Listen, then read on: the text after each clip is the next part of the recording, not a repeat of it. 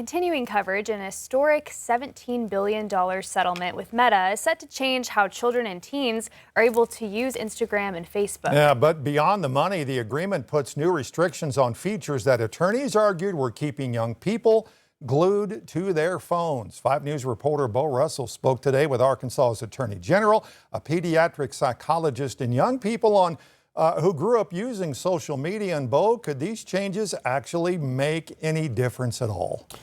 Well, guys, one of the college students I spoke with today told me that in high school, her screen time could reach 10 to 12 hours a day. She eventually deleted most of her social media, and some of the very features designed to keep teens scrolling are now being restricted under this new settlement. For 18-year-old Jaden, social media was once a much bigger part of her day. My Instagram time is definitely too much.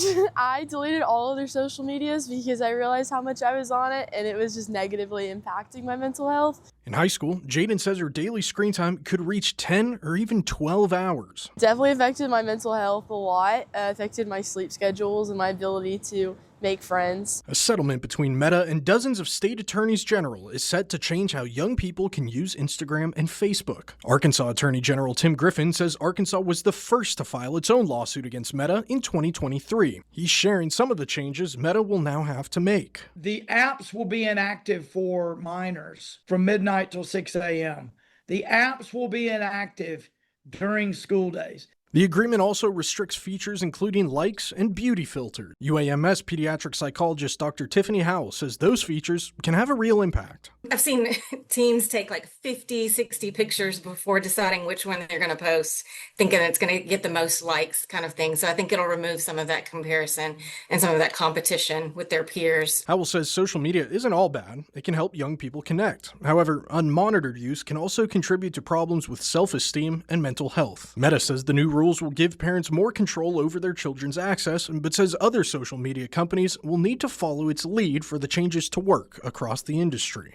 Our new time limit commitments, night mode features, and usage limits during school hours set the right path forward for our whole industry.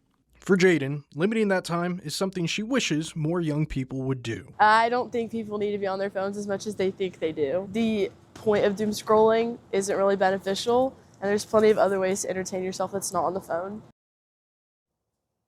Attorney General Griffin tells me the settlement doesn't replace the role of parents, but he believes it gives them more tools to control how their children use these apps. He also says Arkansas will be watching Meta's compliance, telling me his approach going forward is, quote, trust but verify. All right, Bo, thanks. Looking further at where this settlement money is going, Arkansas is set to get more than $172 million from the settlement, while Oklahoma is awarded $235.5 million. California will see the most with $1.5 billion.